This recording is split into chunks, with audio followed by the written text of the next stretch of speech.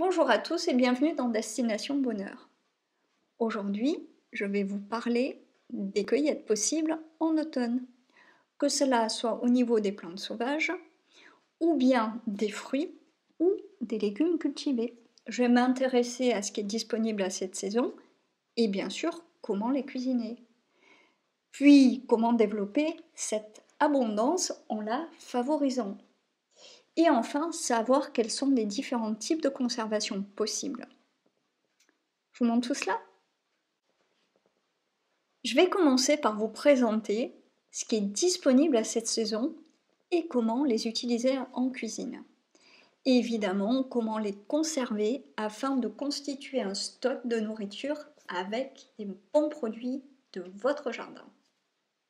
Alors d'abord, au niveau des plantes sauvages et comestibles. En cuisine, il est possible de faire des jus en mélangeant par exemple des circes des champs avec des pommes du jardin. Ici, c'est une winter banana qui sont disponibles à cette saison, que ce soit les circes ou bien les pommes. Sinon, c'est possible de réaliser de bonnes salades sauvages comme avec de la moutarde, de la pimprenelle, du laitron, des feuilles de rose trémière, de l'aquilée millefeuille, du lierre terrestre, de la potentille rampante et du crépi.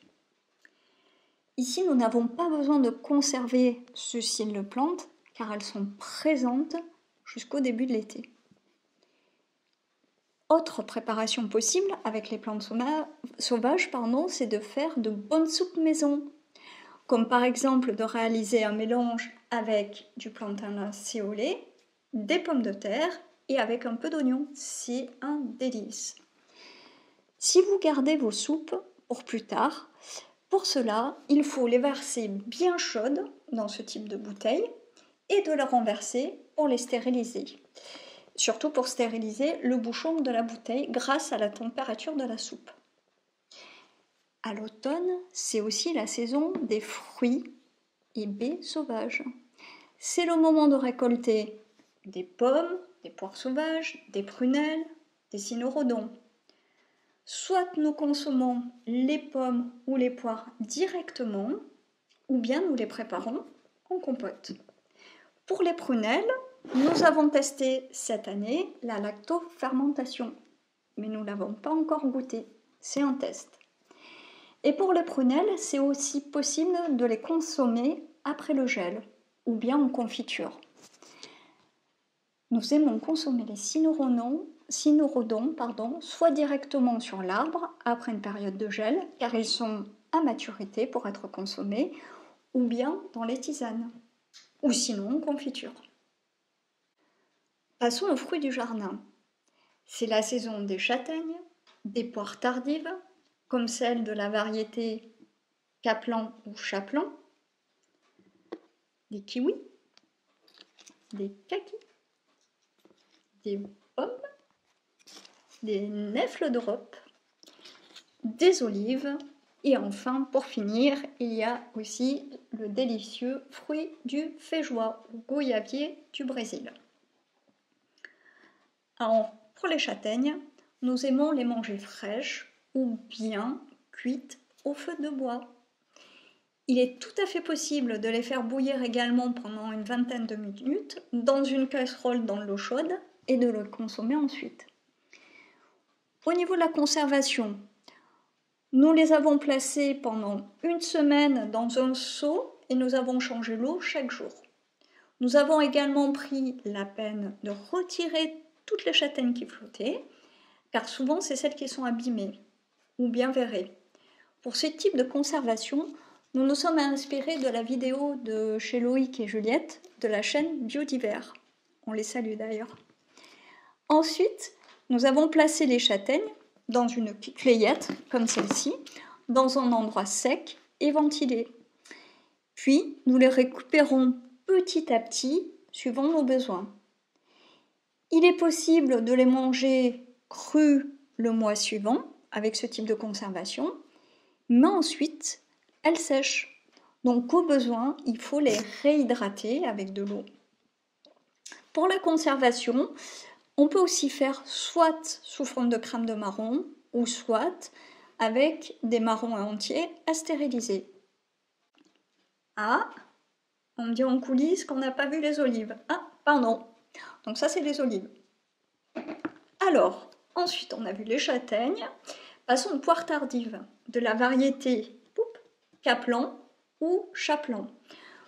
Nous aimons à les manger fraîches et c'est possible également de les mettre en bocaux ou de les stériliser pour les manger plus tard. Cette variété de poires se conserve plusieurs mois. C'est une variété rustique et vous pouvez conserver ces petites poires dans une cuillette, dans un endroit sec et ventilé. Puis, pour les kiwis, nous les avons récoltés en octobre. Ils étaient encore bien durs. Puis nous les avons ensuite placés, pareil, dans une cuillette, comme celle-ci, dans un endroit sec, ventilé, à l'abri de la lumière directe. Et puis nous les récupérons peu à peu, suivant nos besoins, car ils mûrissent à leur rythme tout au long de l'hiver. C'est aussi possible d'en faire de la confiture.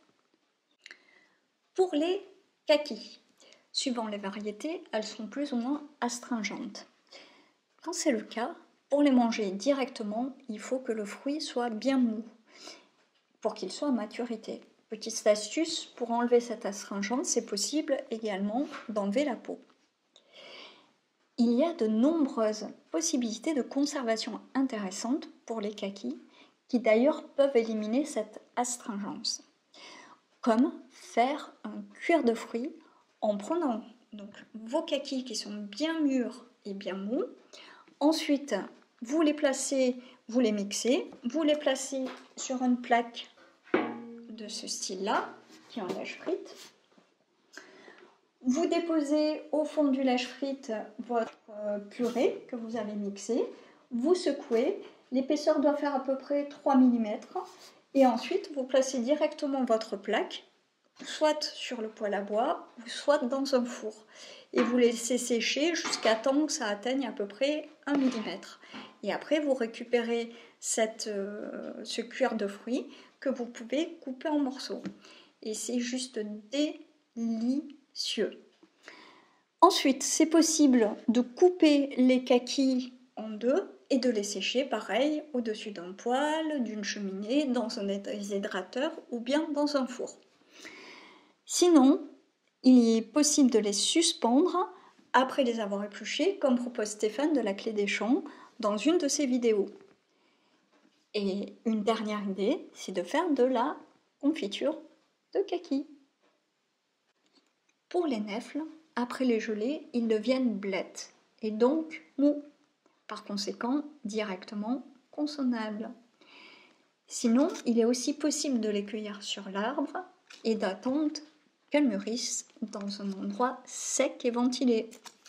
C'est un peu comme les kiwis. C'est-à-dire que nous les récupérons peu à peu, suivant nos besoins, car ils mûrissent tout au long de l'année dans la cueillette. Vous pouvez aussi en faire de la crème de nèfles, comme avec le même procédé que la crème de marron. Pour les olives, j'ai fait une vidéo complète à ce sujet pour vous présenter 3 méthodes possibles de préparation et de conservation. Et enfin, les feijoas, aussi appelés goyavier du Brésil, qui est un fruit excellent cru, qui a un goût exotique et un peu acidulé. Et d'ailleurs, pour enlever l'acide, vous pouvez éventuellement éplucher le feijoa. Nous le consommons frais, préférentiellement, ou bien dans les jus en remplacement du citron. Il peut être également la base d'une bonne confiture maison. Puis, pour les légumes du jardin, c'est la période de récolte des courges, des patates douces, des poires de terre, houillacons et des blettes. Pour les courges, il y a une multitude de variétés, telles que par exemple les courges de Siam, les courges spaghetti, les potimarrons, les potirons. Ici, on a une longue de Nice Et puis des courges surprises, comme celle-ci, qui a poussé spontanément dans le jardin cette année, et qui nous a fourni sur un même pied 4 courges de ce type de plus de 10 kg et 4 courges de 5 kg. C'est ça l'abondance. Alors, nous aimons consommer les courges soit en soupe, voilà, on les conserve dans une bouteille ensuite, soit en purée mélangée avec des pommes de terre. Les courges se conservent très très bien dans un endroit sec et ventilé, toujours en évitant la lumière du soleil direct.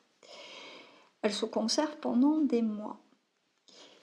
Nous utilisons des patates douces en purée avec les courges ou patates par exemple, mais également en soupe que nous mettons en bouteille.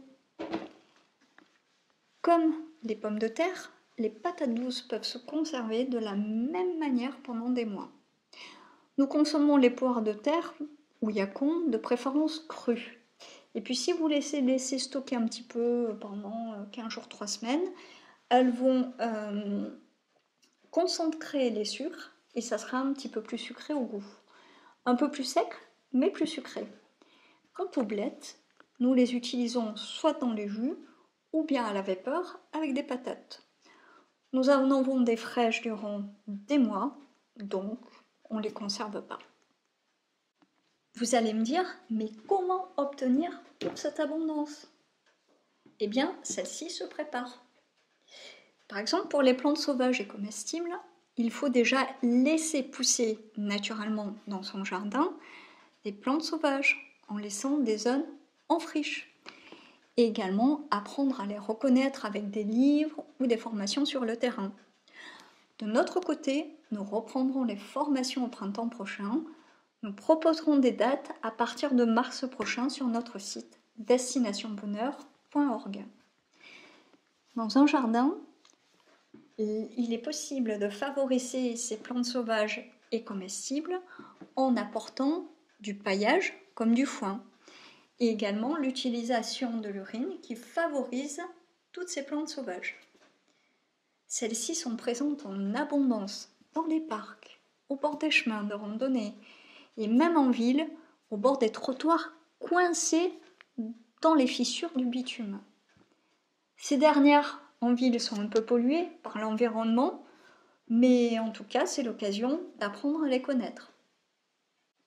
Pour créer l'abondance en autonomie, et même pour toute l'année, il y a les arbres fruitiers. C'est le bon moment actuellement pour les planter. Il est intéressant de sélectionner des variétés tardives, rustiques et à longue conservation, comme ces petites poires magiques, des poires Kaplan ou Chaplan, qui sont une variété très sympa. Idem pour les pommes, par exemple de la variété Juliette, qui reste juteuse tout au long de l'automne. C'est intéressant également d'apprendre à savoir faire le marcottage, le bouturage, des greffes et au besoin de trouver des bons pépiniéristes qui vont vous fournir des arbres de qualité avec des conseils qui seront adaptés à vos besoins. Pour l'abondance en légumes, déjà il faut savoir récupérer et conserver les graines de l'année précédente pour les planter à partir du printemps prochain. Par exemple, ceci c'est pas une courge, c'est bien une courgette. Et celle-ci, pareil, en plus elle sourit. Et en fait, on les a laissées grandir, elles sont arrivées au niveau de leur maturité au maximum, ce qui permettra d'avoir des graines de courge qu'on pourra replanter au printemps prochain. Ce qu'il faut savoir, et ce qui est intéressant, c'est de savoir quand faire les plantations. Pour cela, il vous faut un bon calendrier de semis pour le faire au bon moment en fonction de votre région. Pensez également à bien préparer votre terre en automne en utilisant du paillage, par exemple, avec du foin, qui a un très bon rapport carbone-azote. J'espère vous avoir donné envie de développer votre autonomie alimentaire au niveau des plantes sauvages et comestibles, facilement disponibles partout, des fruits et des légumes. et que tous ces conseils et astuces vous seront précieux et utiles. J'en profite également pour remercier de tout cœur les personnes qui nous soutiennent via Tipeee, ce qui nous permet de faire des vidéos de qualité avec un minimum de publicité. J'y pense pour Noël, si vous voulez un sapin sympa et pas cher, je vous recommande une vidéo que j'ai fait l'an dernier à ce sujet pour vous donner de bonnes idées. En tout cas, je vous souhaite le bonheur de cultiver votre abondance et votre autonomie. Et dans tous les cas, je vous dis à très bientôt.